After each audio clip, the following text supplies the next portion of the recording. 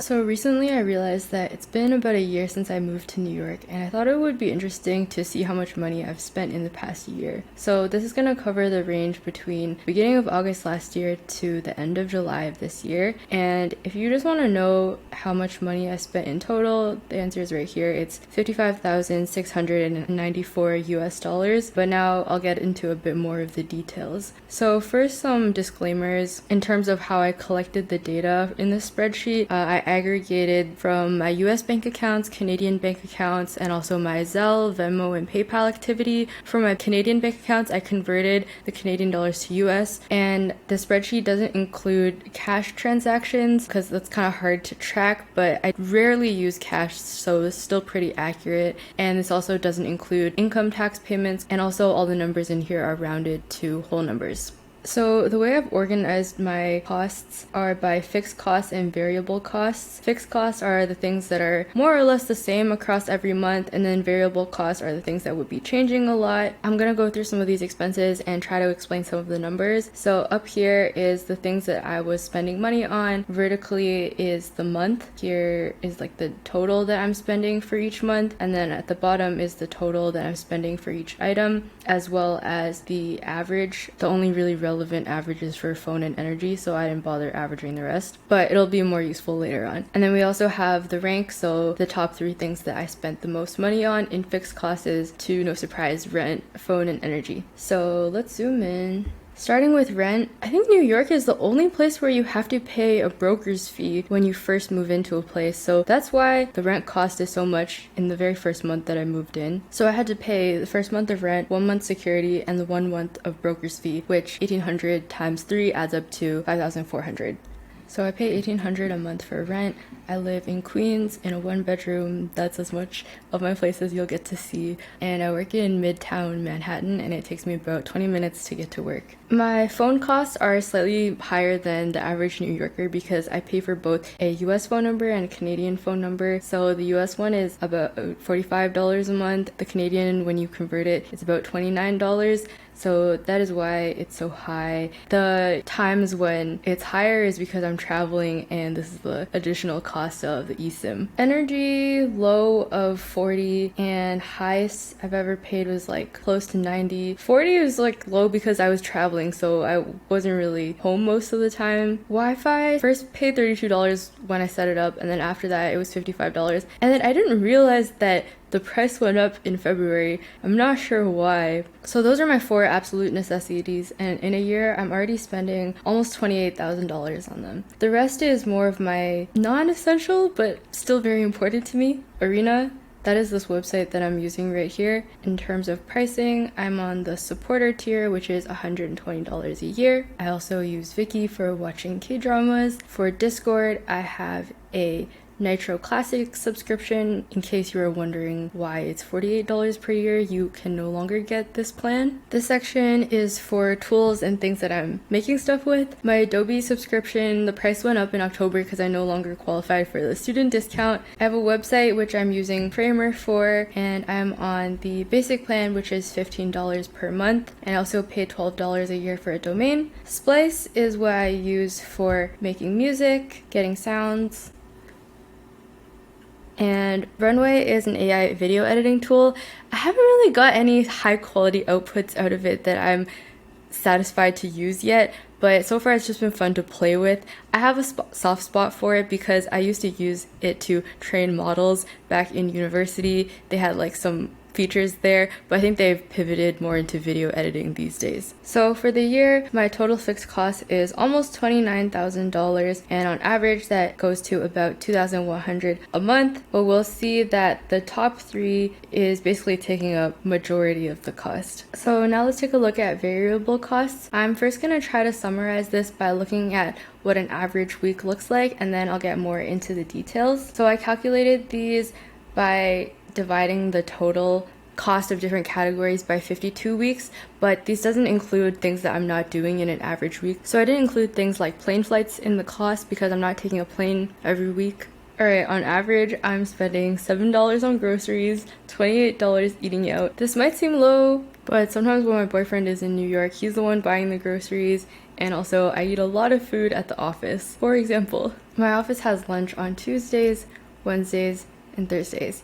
And if I get lucky, I could get an extra lunch or two from a coworker who didn't end up coming in. In an average week, I'm spending $27 on Subway, which is actually pretty accurate because if you divide 27 by 290, which is the Subway fare, that means I take it about 10 times a week. 6 times to work on the 3 days that there's lunch, 2 times for church, and another 2 times for like one social activity a week maybe. In a week, I'm also spending $75 on things I need, $26 on things I want, and a lot of money, half of it actually, on clothes. We'll get more into this later on what constitutes as needs, wants. Next, I'll go through these costs month by month so we can kind of get a picture of what my year was like through my biggest expenses. So the pink cells are the highest ones within their category, and then the blue ones were particularly low periods of spending. In August, I spent the most on things I need, which makes sense because I just moved. And so how I categorized things I need is things like furniture, skincare, kitchen appliances, and cleaning products. I kind of put all of those into the same category. For example, I bought this mattress in August, and it says medium firm, but actually it's not that firm at all. Also, I never bought a bed frame and I still don't have one. Moving on to September. You'll see that I'm purposely skipping clothes because I have a whole section dedicated to it at the end of this video. Aside from that, I got bedding in September. I got these Miffy blankets, the pink ones here. Let me see if I can find them. Ah, this one. October was the month that I spent the most on transit. That's because I was using like a prepaid card that my work offered that I think has some tax benefits, and that's why you'll see that it fluctuated so much. It was high in October and December, but then lower in January because I was just using the card that I already prepaid for the month before, but then later on I stopped using it because the system updated and it was hard to refill. In October, I also got a suitcase from Muji. To be honest, it did get kind of dented when I was using it. I asked support if that was covered in the warranty, but unfortunately it wasn't. But it still works very well. October was also the month where I got a new phone. I used to have an iPhone 12 mini, and every year I kept telling myself, maybe this is the year where they will make a new mini phone, but I finally came to grips with reality that there probably will not be a mini phone anytime soon, and the pink iPhone ad was very appealing, so I got the pink iPhone. In November, I got a Switch bot. It looks like they have a bunch of products, but I just got something that I could put on my light so that I could turn off my light from my phone without having to walk up to the light. And then I also got a huge bottle of this because I really like the way this smells. And as for things that I want, in November I started going skating in Bryant Park more often, and so I bought these skates because you can save money in using your own instead of having to rent them. I also got this MIDI keyboard that I've been playing with. Now in December I was eating out more, probably because I was back in Canada and meeting more people, and you'll see that the times that I eat out more also correlates with the times that I take a flight, which makes sense. December was also the month that I spent the most on gifts, which makes sense because it was Christmas,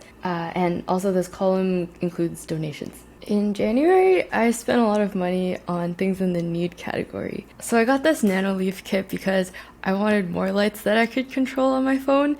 These light panels, you're usually meant to stick them on your wall, but I wanted one that was like more portable, so I ended up getting these, and then also I bought like a cake board, and then I stuck the panels onto the cake board so that I could kind of move around this light board. I also finally got a sofa. I know it's been like 6 months and I finally got a sofa. As for things that I want, I got one of these Go game sets. It was a good purchase. As for tech, I got one of these scanners. Actually, I already have one of these back in Canada, but I didn't have one in New York, so I bought another one. And I also got this microphone, which I'm using right now. In February, I also got a table. Believe it or not, I did not have a long table like this until February. It's on sale now. I think I paid full price for it. I also have a lot of foldable furniture. I feel like I'm scared of things that can't be folded.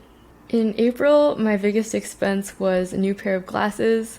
I finally got my eyes checked after the longest time and found out that my vision got so much worse. I decided to just enjoy my eyesight and enjoy a new pair of glasses. I did have like a bit of it covered by insurance, so that's why it was less than this, but this is still a very hefty price to pay for pair of glasses. In the past, I've gotten glasses from places like I Buy Direct, but I felt like this time I could let myself just get a proper pair. This month, I also spent a bit more than usual on events. My friend was visiting and wanted to see a Broadway show. I also got tickets for the Volunteers concert. This is a bit out of order since the concert was in July, but I bought the tickets in April, and it's definitely been one of my favorite concerts. In May, I was traveling, so also eating out more, like In-N-Out in SF, and also this Filipino brunch place that has chicken and waffles and ube toast. I also spent more on rides because there's Waymos, there's self-driving cars in SF. Check this out. And of course, I was flying. After the highest spending month comes the lowest one. The most memorable want from this month are these custom stickers that I made when Sticker Mule was having like a discount. Finally, we're at July. Eating out has reached its peak. I had a few people visiting me, and that was probably why, but it was all worth it. So taking a look at variable spending as a whole, it's pretty similar to the total number of fixed costs. The only reason why the average appears to be slightly higher is just because I didn't factor in the initial rent price, because it's not like a very accurate reflection of my monthly spending. But maybe I should. Let's change it. There we go.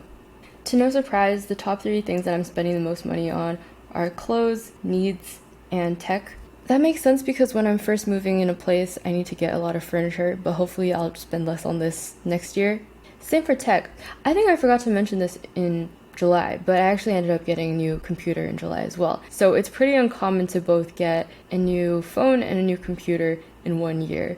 Going into this, I knew I spent a lot of money on clothes, but I didn't realize that it would be more than on tech.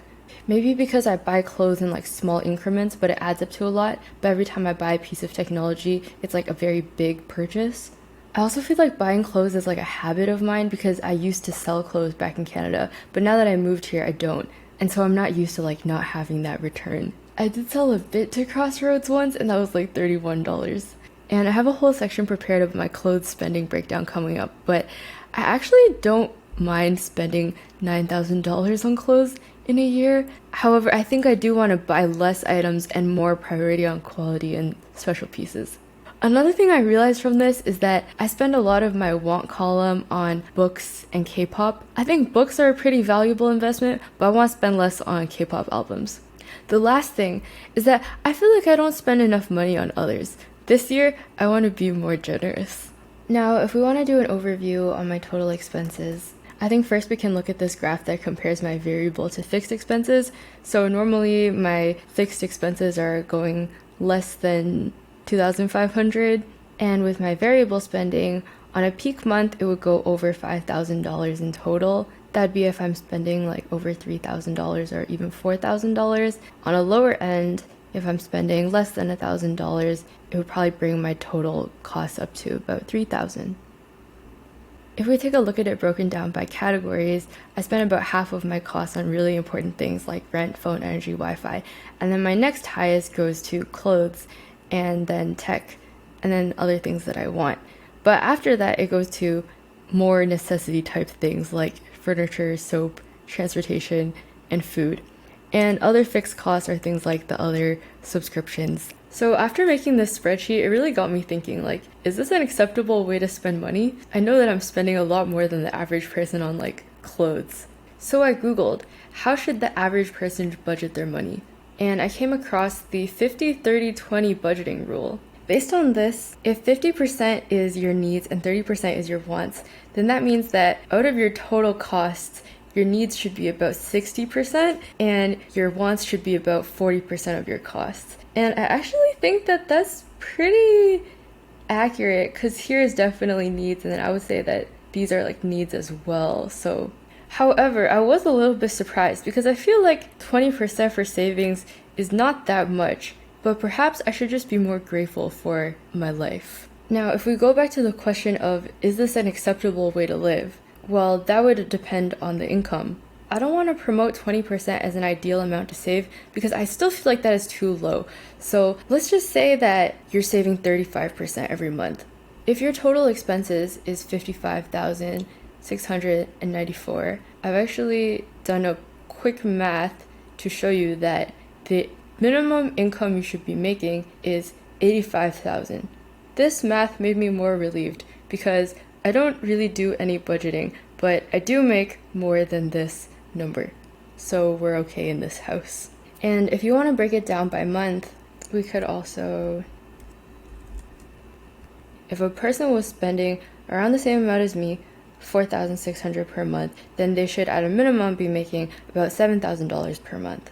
So I guess if you're spending like me, this is the minimum amount of income you should be making in order to survive here. So that was probably it for the important part of the video, but because I spend so much money on clothes, I need to break down for myself what I'm doing. So this is my total clothes spending for the year. My categories are Muzinza. Yes, Muzinza gets its own category. And those other websites. And shoes also gets its own category. And this is in-person stores because I don't really go shopping in person that often. To no surprise, I spend the most on Muzinza and the second on shoes. The other online stores that I was buying stuff on were Arcana Archive, Levi, AccuB Club, and Essence.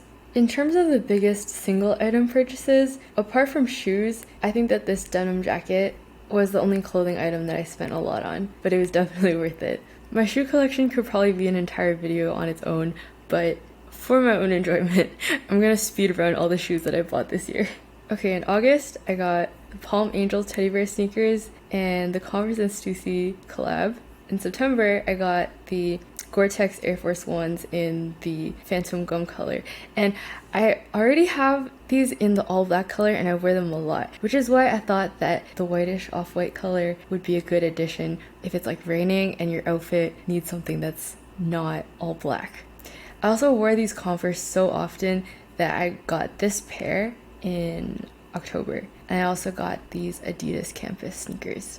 Then in November, I got these Hello Kitty Adidas collab and these Palm Angel puffer shoes. In December, I got these Nike Dunks. In February, I got these Adidas Bubble shoes, as well as these Mary Jane ballet inspired platform shoes. In March, I got these New Rocks. Well, actually, this one doesn't really count because I got like a prize and I used that prize money to get these, but I like these shoes, so I'll put them here anyways. In May, I got Asics Gel Kayano. Oh, so I was in SF. I feel like SF is a very running shoe vibe. And I also got these Toga slides. And in July, I got these platform Converse. I don't regret getting any of these shoes. I think that they were all a good purchase. If I had to pick the best purchases, I think it would be maybe... Okay, actually, it would definitely be these. I wear these the most often. But I wear these a lot too. This and this and this also have very special places in my heart. I think the shoes that I wear the least often... Oh, I like these too. See, I like all of them. Anyways, I could talk about shoes for too long. I gotta end this.